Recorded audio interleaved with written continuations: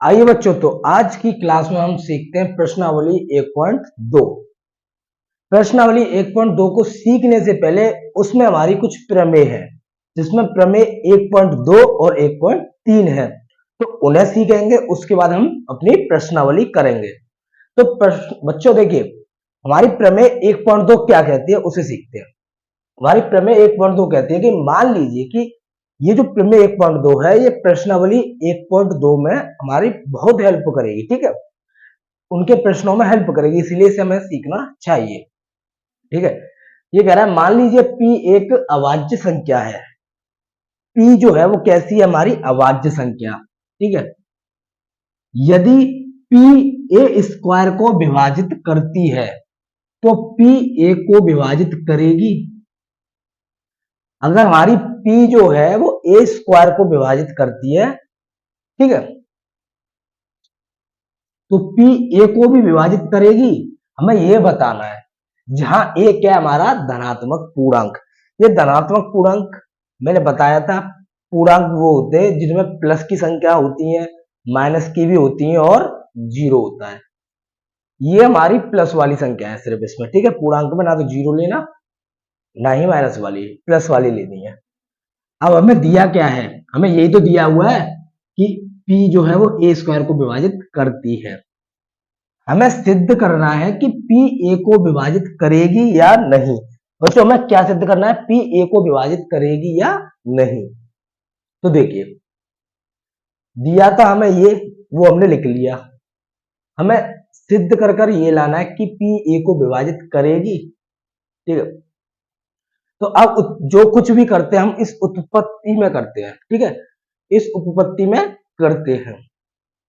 हमने मान लिया कि a कैसा है? हमारा अभाज्य गुणनखंड।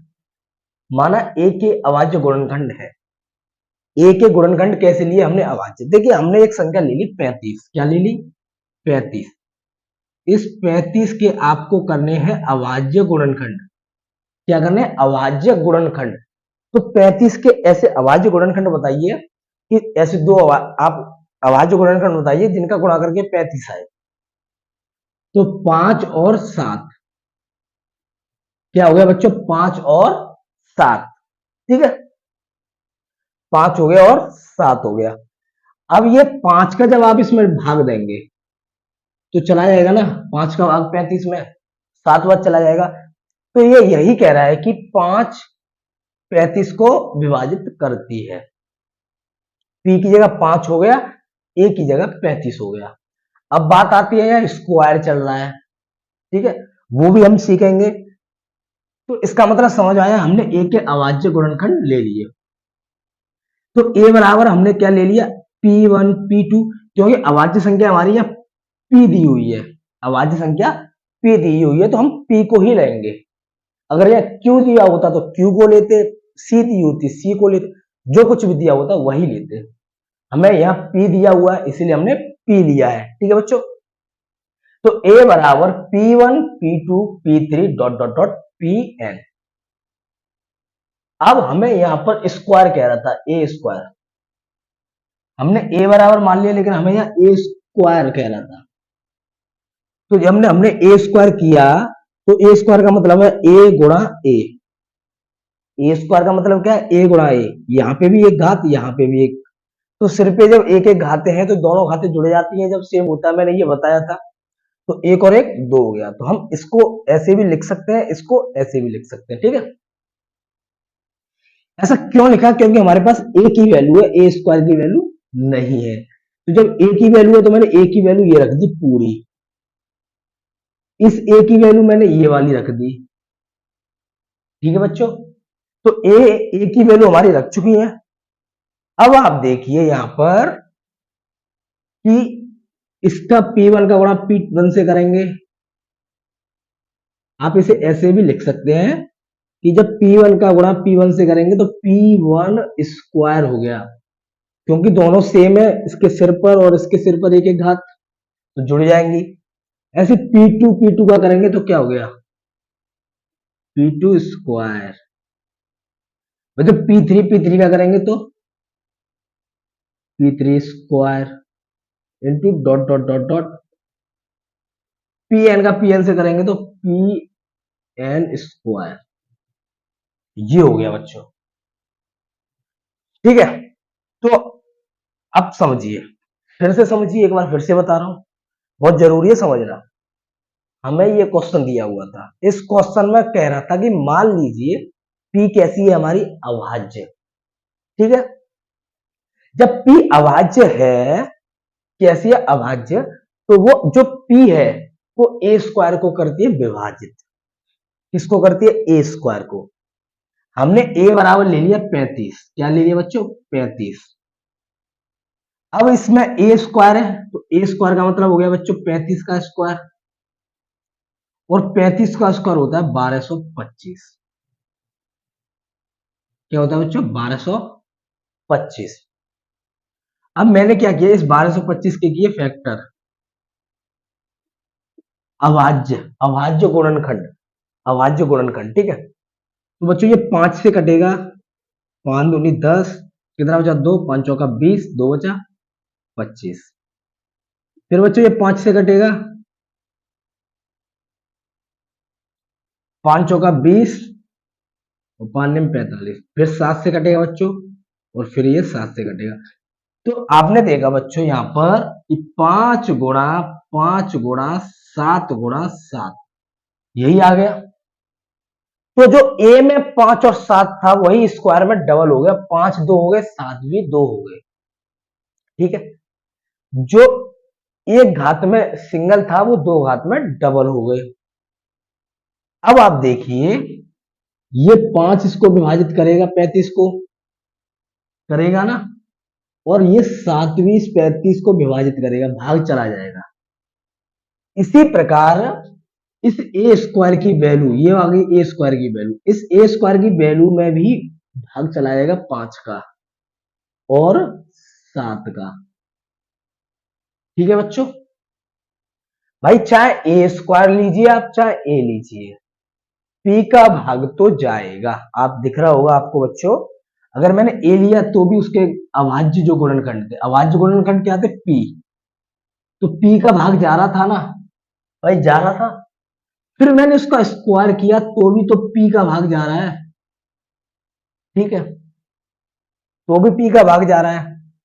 तो उम्मीद करता हूं ये आपको समझ आया होगा कि अगर पी का, पी एक अभाज्य संख्या है, तो चाहे ए हो चाहे ए स्क्वायर हो, उसका डिवाइड चला जाएगा दोनों में। ठीक है, तो ये कह रहा है कि हमें दिया है कि पी ए स्क्वायर को विभाजित करता है, ये तो हमें दिया था बच्चों कि पी ए स्क्वायर को विभाजित करता है, ये हमने यहां लिखा भी था। अंकगणित की आधारभूत प्रमेय के अनुसार पी ए स्क्वायर का एक अभाज्य गुणनखंड हो गया। बच्चों देखिए, जब पी का भाग लग रहा है, यहां देखिए ये जो वैल्यू है 5 और 7, ये पी की है, किसकी है, पी की है, पी की। ठीक है, अब आपने देखा कि 5 का भी भाग 35 में जा रहा है और 7 का भी भाग 35 में जा रहा है, तो क्या ये इसके अभाज्य गुणनखंड हो गए, नहीं हो गए, ए के। ऐसे यहां पर देखिए ए स्क्वायर, 5 का भी भाग जा रहा है बच्चों और इस 7 का भी भाग जा रहा है। भाई अभाज्य संख्याओं का भाग जा रहा है, नहीं जा रहा, आप कहेंगे सर जा रहा है, तो ये वही कह रहा है कि P जो है वो ए स्क्वायर का एक अभाज्य गुणनखंड है। जो ये P है, ये वाला P, इस ए स्क्वायर का अभाज्य गुणनखंड है। कैसा है, अभाज्य गुणनखंड, तो इसका भी ये अभाज्य गुणनखंड है और ये भी। तो ये यही कह रहा है कि पी ए स्क्वायर का एक अभाज्य गुणनखंड है। अब आगे देखिए, लेकिन एक नियम आपको यहां पर यह चीज ध्यान रखनी है, बहुत ही जरूरी है। परंतु अंकगणित की आधारभूत प्रमेय के गुण का प्रयोग करने पर हम पाएंगे कि, सॉरी, परंतु अंकगणित की आधारभूत प्रमेय की अद्वितीयता, अद्वितीयता का मतलब यह है, अद्वितीयता के गुण का प्रयोग करने पर हम पाएंगे कि ए स्क्वायर के अभाज्य गुणनखंड ये है। देखिए समझिए, इसका मतलब क्या है, अद्वितीयता। अद्वितीयता का मतलब है कि यहाँ पर ये और ये 5 कितने बार आए हैं, 2 बार आए हैं, तो ये 5 पे घात 2 होगी नहीं होगी। ये कहता है कि हमें 2 नहीं लेने, एक ही लेना है, सिर्फ क्या, एक ही लेना है भाई, कोई सेम कितने भी आ जाए वो नहीं लेने, सिर्फ एक रखना है। या 7 के 2 थे ना, 2 नहीं एक ही रखना है, चाहे कोई सा रखिए, एक ही रखना है। जब 5 के 2 है, हमने सिर्फ यहां मैंने अभी बताया था 5 से भाग दिया था, 25 से नहीं दिया है, ठीक है भाई। ए स्क्वायर तो यह पी स्क्वायर होना चाहिए, फिर तो भाई 2 हाथ होंगे तो पी स्क्वायर होना चाहिए, लेकिन हमें पी स्क्वायर नहीं लेना, सिर्फ पी लेना है। तो हमेशा ध्यान रखना, हमें सिर्फ एक ही लेना है, सिंगल। पी पे घात कभी भी 2 नहीं लेनी, सिर्फ पी लेना है। इसीलिए मैंने सिर्फ यहाँ 5 लिया, यहाँ 7 लिया, यहाँ 25 नहीं लिया था, ना ही यहाँ 49। तो ये वही कह रहा है कि अंकगणित की आधारभूत प्रमेय के अद्वितीयता के गुण का प्रयोग करने पर हम पाएंगे कि ए स्क्वायर के अभाज्य गुणनखंड क्या है। ए स्क्वायर के बच्चों अभाज्य गुणनखंड यही तो है, P1 P2 P3 dot dot Pn, P1 P2 P3 dot dot Pn। अब आप सोचेंगे सर इसमें P कहां है। बच्चों देखिए ये सीरीज चलती ही जा रही है, कहां तक जा रही है हमें नहीं पता, P1 P2 P3 कहां तक है कुछ नहीं पता, इन्हीं में कहीं ना कहीं एक हमारा पीवी होगा, पीवी होगा, ठीक है। मान लीजिए यहां पर है ये पी, यहां पर है, यहां पर होगा कहीं ना कहीं, ठीक है। तो ये पी एक अभाज्य है, अभाज्य का इसमें भाग जाएगा, ठीक है। यहाँ पी ले रहा है, इसीलिए हम पी का प्रयोग ज्यादा कर रहे हैं। अगर P1 लेता तो P1 का चलता, P2 लेता तो P2 का चलता, या कुछ और लेता तो कुछ और चलता। तो ये जो P है वो इन्हीं के कहीं बीच में होगा, इसी नंबर में कहीं ना कहीं बीच में होगा जरूर, ठीक है। तो ये वही कह रहा है कि ए स्क्वायर के अभाज्य गुणनखंड हमारे ये है। बच्चों मैंने 2 नहीं लिए, इस वाली सीरीज को आप भूल जाना, स्क्वायर लगाना ये मैंने लिखा था, लेकिन आपको इस नियम के अनुसार ये स्क्वायर वाला भूल जाना, सिर्फ एक ही रखना है, ठीक है। तो यहाँ एक ही कह रहा है ना, ए स्क्वायर के अभाज्य गुणनखंड P1 P2 P3 dot dot dot Pn, ठीक है। P को P1 P2 P3 में देखो, जो P है वो P1 P2 P3 dot dot Pn में से ही एक होना चाहिए। अच्छा ये तो अनंत तक जा रही है ना, अभाज्य संख्या जो है P वाली, P1 P2 P3 कहां तक जा रही है हमें नहीं पता, तो P भी उसी में होगा, ठीक है भाई। अभाज्य संख्या क्या कहां से शुरू होती है, 2 3 5 7, तो ये आ गया ना 5 इसमें, ये आ गया 7 इसमें, तो कहीं ना कहीं इसी के अंदर होती है ये। अतः ए को भी अवश्य विभाजित करेगा, P ए को भी अवश्य विभाजित करेगा, ठीक है बच्चों। इससे समझिए आप, ये किताबी लैंग्वेज है आपकी, ठीक है, ये आपकी किताब वाली लैंग्वेज है, ये समझना है आपको। तो बच्चों आपने देखा जब P जो ए स्क्वायर है वो P विभाजित कर रहा है, ठीक है, 1225 को भाई 5 भी काट रहा है 7 भी काट रहा है, तो इस ए को भी 5 और 7 दोनों काटेंगे, तो P ए को भी अवश्य विभाजित करेगा, यही आपका हो गया इत्य सिद्धम।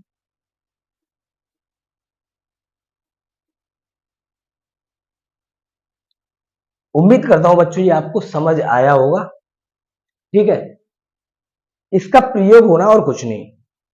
अब इसी में हम प्रमेय 1.3 पढ़ेंगे, उसमें इसका प्रयोग होगा, थोड़ा सा कुछ नहीं थोड़ा ही होना है, वो आप डायरेक्ट लिख सकते हैं, ठीक है। ये समझ आया तो बहुत अच्छी बात है, ठीक है बच्चों। तो अब हम प्रमेय 1.3 की तरफ चलते हैं, इसे आप कीजिए बच्चों नोट।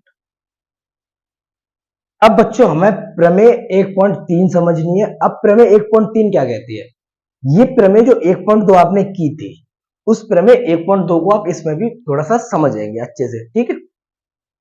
ये कह रहा है कि प्रमेय 1.3 है, अंडूर 2 एक अपरिमेय संख्या है, हमें यह बताना है कि अंडूर 2 एक अपरिमेय संख्या है, ठीक है। तो एक चीज आपको ध्यान रखनी है इसकी, इसका सॉल्यूशन करते हैं। आपको एक चीज ध्यान रखनी है, क्या? डायरेक्ट इसमें हम उपपत्ति करेंगे। कैसे? उपपत्ति प्रूफ करेंगे डायरेक्ट। इसमें क्या कह रहा है?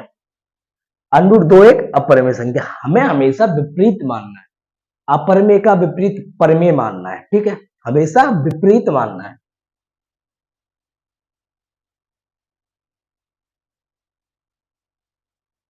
क्या मानना है इसका? विपरीत।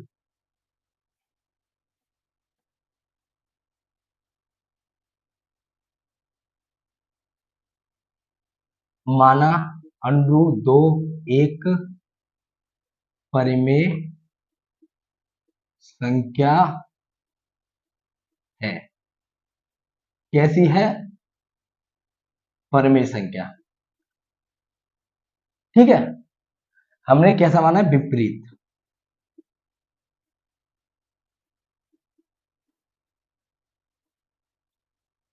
बच्चों ध्यान रखना, अब परिमेय की कह रहा है ना, हमने इसका विपरीत क्या मान लिया? परिमेय, ठीक है? अब आप लोग जानते होंगे कि परिमेय हमारा क्या होता है। परिमेय वे संख्या होती हैं जिन्हें हम पी बट्टे क्यू के रूप में लिख सकते हैं, पी अपॉन क्यू के रूप में, ठीक है? या ए अपॉन बी दिख जाए आपको, कुछ भी दिख जाए, मतलब बट्टे में होना चाहिए। तो इस अंडर दो को हम किस परिमेय संख्या में लिख सकते हैं? और परिमेय संख्या हमारी क्या होती है? ए बट्टे बी के रूप की या पी बट्टे क्यू के रूप की, ठीक है? आप जो चाहे वो ले सकते हैं। अब बच्चों ये देखिए कि आ गया हमारा ए बट्टे बी। ए बट्टे बी कैसी है? हमारी परिमेय संख्या। तो हम इसमें लिखेंगे जहां ए और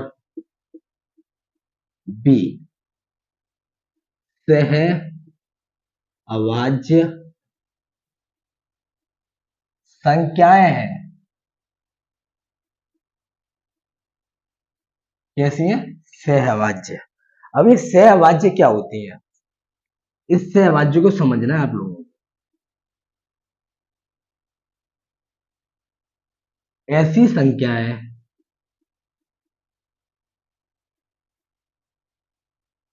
की संख्या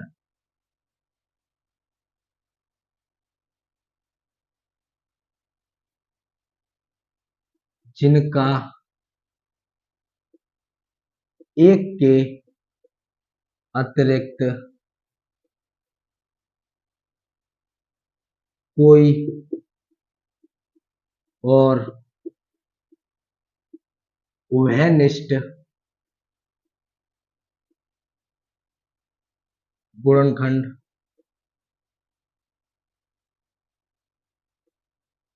हो। एक के अतिरिक्त कोई और उभयनिष्ठ गुणनखंड ना हो। ये बच्चों होता है हमारा सहअभाज्य संख्या। सहअभाज्य संख्याओं में हमें ऐसी संख्याएं लेनी है दो जिनका एक के अतिरिक्त, एक ही होना चाहिए, सिर्फ एक, एक के अतिरिक्त कोई और उभयनिष्ठ गुणनखंड ना हो। ठीक है बच्चों, अगर एक के अलावा दो आ गया तो अभाज्य संख्या, सहअभाज्य संख्या नहीं होंगी। तीन आ गया नहीं होंगी, चार आ गया नहीं होंगी, सिर्फ एक होना चाहिए बच्चों। क्या होना चाहिए? सिर्फ एक, ठीक है? अब इस b को आप इधर लाइए, b इधर आएगा। मैंने एक चीज बताई थी आपको, अगर बराबर के इधर कोई चीज भाग में है तो उधर जाके बच्चों गुणा में हो जाती है, या उधर कुछ गुणा में तो इधर आके भाग में। अगर इधर गुणा में है तो उधर जाकर भाग में, ठीक है? अगर उधर कोई चीज भाग में है तो इधर आकर गुणा में हो जाती है। इधर प्लस में तो बच्चों उधर माइनस, या उधर माइनस हो तो इधर आके प्लस, इधर माइनस तो उधर जाकर प्लस। ये ध्यान रखना है आपको बच्चों। तो ये भाग में तो इधर आके किस में आ गई? इधर आकर गुणा में। तो अंडर दो बी बराबर ए, मतलब बच्चों ए बराबर अंडर टू बी, ठीक है? भाई हमने सबसे पहले क्या किया, हमें ये पूछ रहा था कि अंडर दो एक अपरिमेय है, तो हमने इसका विपरीत मान लिया। माना इसका विपरीत अंडर दो एक, चलो मैं यही लिख देता हूं, माना इसका विपरीत यहां रहने दी। माना इसका विपरीत √2 एक परमेय संख्या है, ठीक है। √2 एक परमेय संख्या है, तो परमेय संख्या होती है हमारी a बट्टे की b के रूप की, तो a अपॉन b हो गया। अब इस b को मैं इधर ले आया तो किस में आ गया, गुणा में। ये इधर रख दिया, ये इधर रख लिया, ठीक है हमने। अब बच्चों क्या करेंगे, अब दोनों तरफ का वर्ग करना है। क्यों करना है वर्ग, वो आपको पता चल जाएगा। दोनों तरफ का वर्ग करने पर, क्या बच्चों, वर्ग करने पर, ठीक है। तो इधर a का स्क्वायर, इधर √2 b का स्क्वायर। तो बच्चों a का स्क्वायर a स्क्वायर। अब यहाँ ये √2 पे भी स्क्वायर है और b पे भी स्क्वायर है। इसका मतलब ये है, इस स्क्वायर से √ कट गया, सिर्फ 2 रह गया, b का स्क्वायर b स्क्वायर। तो बच्चों ये समझ रखना है आपको, ठीक है। ये आ गया, इससे आपको मान लेना समीकरण फर्स्ट। क्या मानना है, समीकरण फर्स्ट। अब बच्चों ये 2 जो है इधर आके किस में आएगा, भाग में, उधर रहेगा b स्क्वायर, ठीक है बच्चों। अब आप देखिए प्रमेय, अब देखिए आप 1.2, क्या a स्क्वायर p मान लीजिए ये एक अभाज्य संख्या है, तो p, ठीक है, p a स्क्वायर को विभाजित करती है। भाई 2 का भाग जा रहा है a स्क्वायर में, तो यहां पूरी पूरी बार ही जाएगा। इस बात को ध्यान रखना कि जो भाग में आएगा वो पूरी पूरी बार काटेगा। तो यहां लिख दूंगा मैं कि 2a स्क्वायर को विभाजित करता है। जब बच्चों 2a स्क्वायर को विभाजित करेगा तो प्रमेय 1.2 से क्या 2a को विभाजित नहीं करेगा, 2a को विभाजित, 2a को भी विभाजित करेगा, 2a को भी विभाजित करेगा। यहां बच्चों जब 2 का भाग जा रहा है, मान लीजिए a स्क्वायर हमारे पास 16 है, 16 है a स्क्वायर, तो बच्चों a क्या आएगा, भाई a इधर 4 का स्क्वायर होगा, 16 स्क्वायर से स्क्वायर कट गया, तो a बराबर 4। तो आप देखिए बच्चों यहाँ 16 है a स्क्वायर की वैल्यू, तो 16 में 2 का भाग जा रहा है, सॉरी भाई 2 से कट रहा है, तो क्या a भी 2 से नहीं कटेगा, कटेगा ना, 2 का भाग चला जाएगा 4 में। तो जब a स्क्वायर 2 से कट रहा है तो a भी 2 से कटेगा। ये प्रमेय हमने 1.2 में सीखा था, और वो प्रमेय हमारी यहाँ पे आके बस इतने के लिए प्रयोग होगी। उस प्रमेय का और कहीं प्रयोग नहीं है, यही प्रयोग होगा, ठीक है। उम्मीद करता हूं समझ आया होगा बच्चों, ठीक है। तो आप समझ गए इस चीज को, फिर से बता रहा हूं। प्रमेय मानी थी हमने विपरीत में, a बट्टे b रूप की होगी, a और b कैसी हमारी, सहअभाज्य। जब सहअभाज्य तो b इधर चला गया गुणा में, a बराबर √2b, तो मतलब a बराबर √2b, दोनों तरफ का वर्ग कर दिया हमने। a का वर्ग a स्क्वायर, √2 का तो 2 हो गया, और b का वर्ग b स्क्वायर। इस 2 को यहां गुणा में, इधर आके इसमें डिवाइड में आ गया बच्चों, भाग में। तो ये 2 इसको विभाजित कर रहा है पूरी पूरी बार, भाई 2 a स्क्वायर को विभाजित करता है, तो प्रमेय 1.2 के अनुसार हमारा 2a को भी विभाजित करेगा, ठीक है बच्चों। तो आपको ये नोट करना है, इधर का मैं से रफ करूंगा अभी, ठीक है, तो नोट कर लीजिए। अब आगे ध्यान रखना है इस बात को, आगे क्या कह रहा है। यहां पर ये जो a स्क्वायर है, आपको यहाँ a ही रहने देना है सिर्फ। यहाँ इससे देख लीजिए, आप इससे देखना चाहें, यहाँ a है, a रहने दिया। अब ये अंडूर जो 2 है, इसे ये वाले को ही देखिए आप, यहाँ पर आप √2, आप यहां से नहीं समझेंगे, यहां से ही समझेंगे समीकरण 1 जो मैंने माना है। a स्क्वायर है, हमने सिर्फ a ही रहने दिया, यहाँ 2 है, 2 रहने दिया। यहाँ जो b है, इस b की जगह मैंने एक अलग संख्या कोई मान ली, b a b c मान लेता हूं, ठीक है, c मान ली। इस बात को आपको ध्यान रखना है बच्चों, हमें इस बात को ध्यान रखना है, इस पॉइंट को आपको यहां ध्यान रखना है। ठीक है। समीकरण एक हमने ये माना था, जब वर्ग करने के बाद हमारा जो निकलता है उसे मैंने समीकरण एक मान लिया था। जब समीकरण एक माना था तो इसमें जो ए था वो ने ए रख लिया, जो दो था वो दो रख लिया। अब ये जो बी है इसमें जो है यहाँ पे, उसके लिए आपको एक नया नंबर मान लेना है, ठीक है। जब आप उसमें एक नया नंबर मानेंगे तो आपको फिर क्या करना है बच्चों, दोनों तरफ का फिर से वर्ग कर देना, दोनों तरफ का वर्ग करने पर।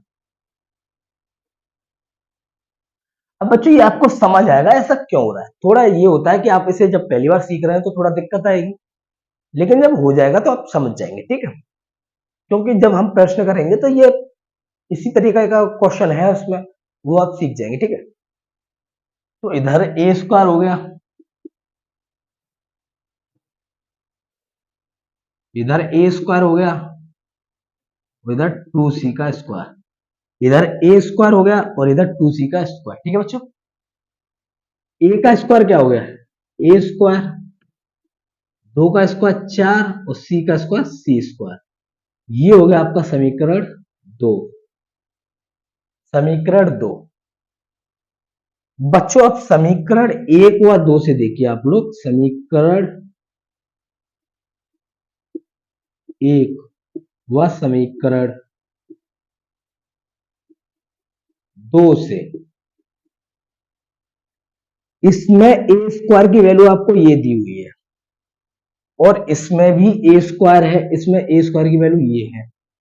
तो जब 2 के बराबर p है और p के बराबर q है, मैंने एक बता दिया, जब 2 के बराबर p है और p के बराबर q है तो q और 2 आपस में बराबर नहीं होंगे बच्चों, क्योंकि यहाँ p की वैल्यू 2 है और यहाँ p की वैल्यू q है, तो q और 2 भी आपस में बराबर होंगे।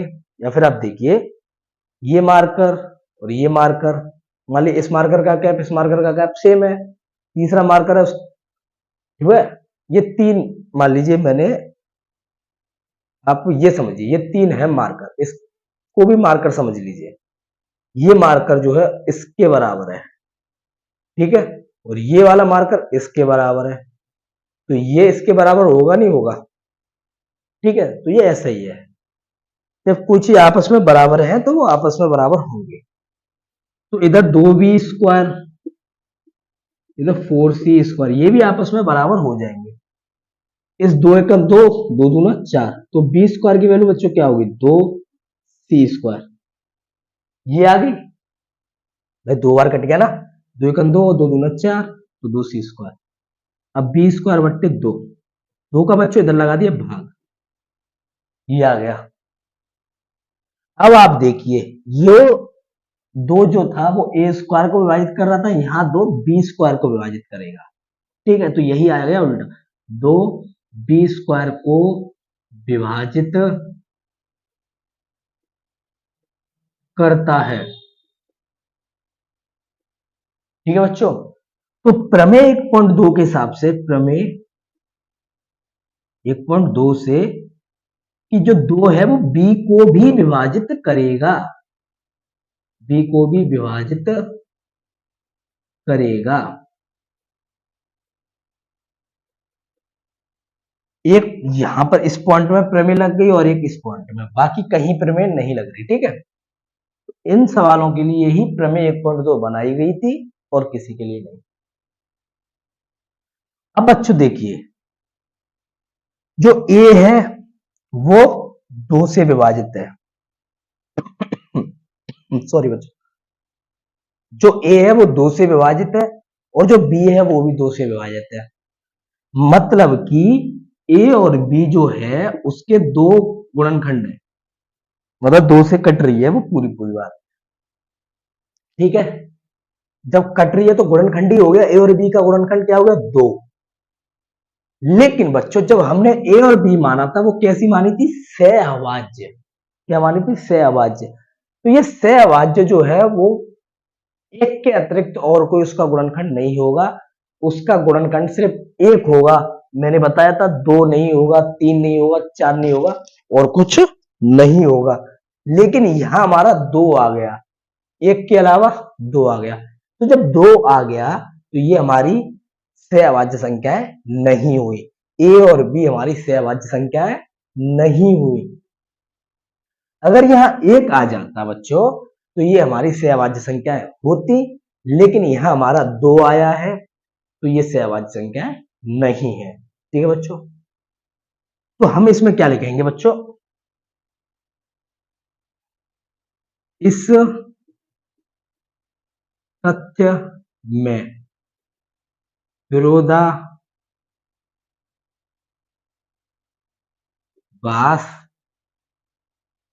प्राप्त होता है। थोड़ा सा हिंदी गड़बड़ हो जो ऐसा ही लिखना पड़ेगा आपको, पर क्या किया है लिखना पड़ेगा। ठीक है, ये जो पूरा हमने किया है इसमें बस यहीं पर ये फेर पड़ जाता है कि एक के अलावा 2 आ गया, और जब 2 आ गया तो बच्चों ये हमारी परिमेय संख्या नहीं है। ऐसा क्यों है? क्योंकि हमने ए और बी को सहअभाज्य माना था। ए और बी क्यों आई थी? क्योंकि हमने इसे परिमेय माना था। जब परिमेय माना था तो परिमेय में ये फॉलो ही नहीं कर रहा, क्योंकि ए और बी या पी और क्यू मानते हैं आप बच्चों, तो वो हमारी सहअभाज्य होती। सहअभाज्य होती तो एक के अलावा कुछ और नहीं आता, लेकिन यहाँ 2 आ गया। क्या आ गया? 2। तो जब कहानी हमारी भाई यहां से तो शुरू हुई है, जब हमने परिमेय माना तभी तो ए और बी आया है, ए और बी आया तभी हमारा सहअभाज्य आया है। ठीक है, अगर हम इसे परिमेय मानते ही नहीं तो ये सब होता ही नहीं। ठीक है बच्चों, इसीलिए इस तथ्य में विरोधाभास प्राप्त होता है।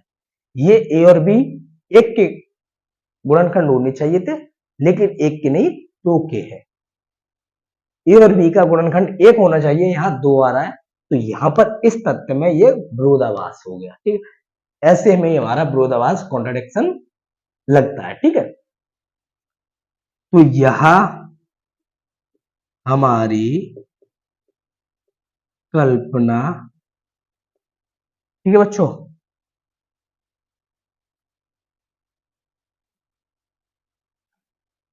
एक काम करते हैं, इसमें आपकी जो बुक में दिया हुआ वही लिखते हैं। क्या विरोधाभास,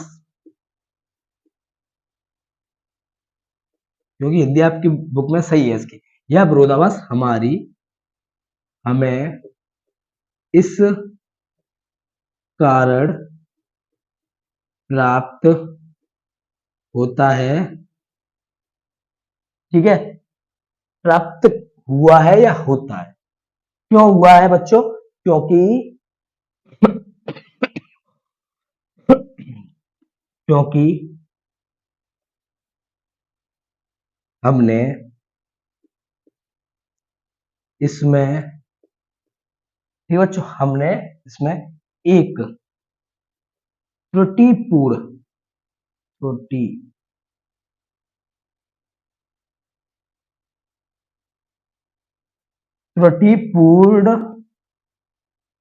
कल्पना की है।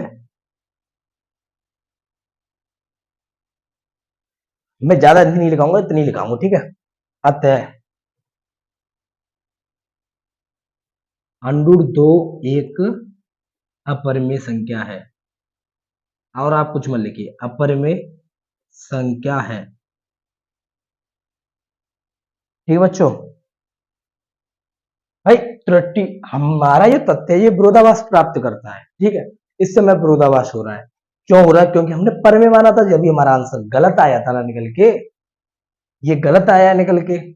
अगर हम सही मानते तो सही आता। ठीक है, गलत क्यों माना? क्योंकि हमें अपरिमेय सिद्ध करना था, हमने परिमेय माना था, इसीलिए गलत माना था। तो जब गलत माना तो गलत आया, तो इस तथ्य में हमें विरोधाभास प्राप्त हो रहा है। और ये विरोधाभास हमें इस कारण प्राप्त हो रहा है क्योंकि हमने इसमें त्रुटिपूर्ण कल्पना की है, मतलब एक परिमेय संख्या मानी है। ठीक है,